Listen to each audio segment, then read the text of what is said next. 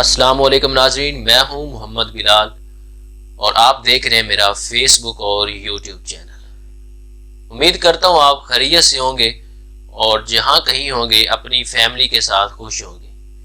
ناظرین، آج میں آپ لوگوں کے ساتھ ایک پہلوان کی کہانی شیئر کرنے جا رہا ہوں۔ کہانی بڑی ہی انٹرسٹنگ ہے اور اس کہانی میں 2 سبق موجود ہیں۔ ویڈیو مکمل دیکھیں اور آپ لوگوں سے ریکویسٹ ہے، جس طرح آپ لوگوں نے پہلی ویڈیوز میں پیار دیا، محبت دی، اس ویڈیو کو بھی لائک کریں، کمنٹ کریں، اور اگر آپ ہمارے اس یوٹیوب چینل پر نئے ہیں تو ہمارے یوٹیوب چینل کو سبسکرائب کریں تاکہ آنے والی نئی ویڈیوز آپ تک پہنچ سکیں۔ چلیے آج کی کہانی شروع کرتے ہیں۔ ایک شخص کشتی لڑنے کے فن میں بڑا ماہر تھا۔ وہ اپنے اس فن کی وجہ سے بڑا مشہور تھا۔ پورے ملک میں لوگ اسے جانتے تھے۔ جو چیز اسے باقی پہلوانوں سے ممتاز کرتی تھی وہ تھے 360 داؤ، یعنی وہ شخص 360 داؤ جانتا تھا اور اپنے ان داؤ کی وجہ سے وہ مشہور تھا۔ وہ جب بھی کشتی لڑتا اپنے ان 360 داؤ میں سے ایک داؤ کا استعمال کرتا اور اپنے مقابل کو اٹھا کے زمین پہ پھینک دیتا، یعنی اپنے مقابل کو شکست دے دیتا۔ وہ اپنے ایک شاگرد پہ بڑا مہربان تھا۔ وہ اسے بڑی محنت سے، بڑے ہی پیار سے، بڑی محبت سے، بڑی لگن سے کشتی سکھاتا۔ استاد نے اپنے اس شاگرد کو اپنے 360 داؤ میں سے 359 داؤ سکھا دیے، یعنی اس نے صرف ایک داؤ بچایا، باقی تمام داؤ اس نے اپنے شاگرد کو سکھا دیے۔ ایک وقت آیا کہ اس کا شاگرد بھی ایک کامیاب پہلوان بن گیا۔ اس کی شہرت بھی دور دراز تک پھیل گئی۔ وہ بھی بڑے بڑے پہلوانوں سے مقابلہ کرنے لگا اور بڑے بڑے پہلوانوں کو شکست دینے لگا، یہاں تک کہ بڑے سے بڑے پہلوان بھی اس کا مقابلہ کرنے سے گھبراتے تھے۔ بڑے سے بڑے پہلوان بھی اس شاگرد کے سامنے آنے سے گھبراتے تھے۔ جس وقت اسے اتنا عروج ملا تو ہوا کیا؟ کہتے ہیں کہ جب کمینے عروج پاتے ہیں تو اوقات بھول جاتے ہیں۔ وہ شاگرد بھی غرور کرنے لگا، تکبر کرنے لگا۔ ایک دن کیا ہوا کہ وہ بادشاہ وقت کے پاس بیٹھا تھا۔ بادشاہ وقت سے کہنے لگا کہ بادشاہ سلامت، عالی جناب، میرے استاد کو مجھ پہ جو فقیہت، جو برتری حاصل ہے وہ صرف اور صرف فن کی بنیاد پر ہے، اور اگر طاقت کی بات کی جائے تو میں اپنے استاد سے بھی کئی گنا زیادہ طاقتور ہوں۔ جس وقت بادشاہ نے اس شاگرد کی یہ بات سنی تو بادشاہ کو اس کی یہ بات پسند نہ آئی۔ بادشاہ نے حکم دیا کہ استاد اور شاگرد میں کشتی کروائی جائے۔ پورے علاقے میں اعلانات ہو گئے اور اس کے استاد کو بھی پیغام پہنچوا دیا گیا کہ فلاں دن تمہاری اور تمہارے شاگرد کی کشتی ہے، فلاں دن تمہاری اور تمہارے شاگرد کی کشتی کا مقابلہ ہے۔ جس وقت استاد نے یہ بات سنی، ایک دفعہ تو استاد کو بڑا جھٹکا لگا کہ وہ شاگرد جس کو میں نے بڑی محنت کے ساتھ، بڑے ہی محبت، بڑے پیار کے ساتھ اپنے تمام داؤ میں سے یعنی 359 داؤ سکھائے، جس کو میں نے کشتی کھیلنا سکھایا، کشتی لڑنا سکھایا، آج وہی میرے مقابلہ آ چکا ہے، وہی میرے ساتھ مقابلہ کرنا چاہتا ہے۔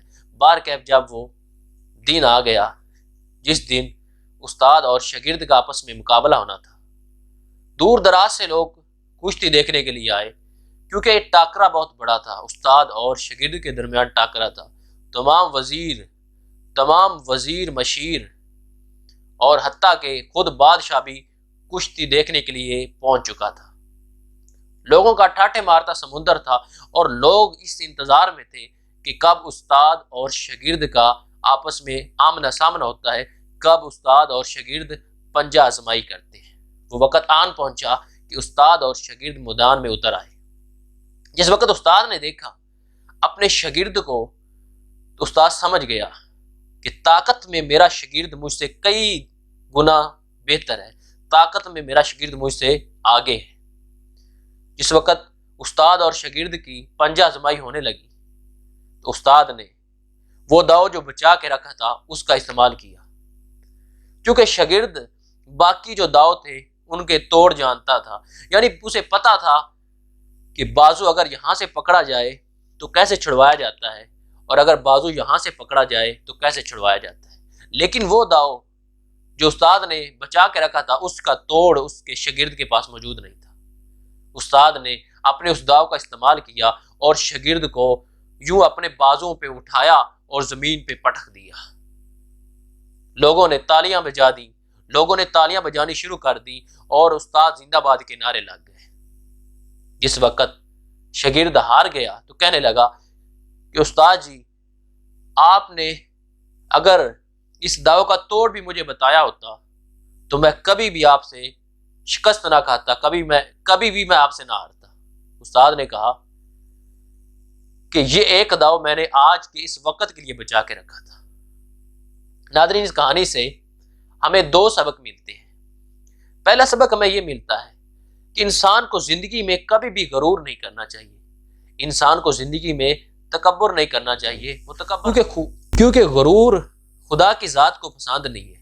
جس وقت انسان غرور کرنے لگتا ہے تو اس کے زوال کا وقت شروع ہو جاتا ہے۔ اب اصل میں غرور ہے کیا؟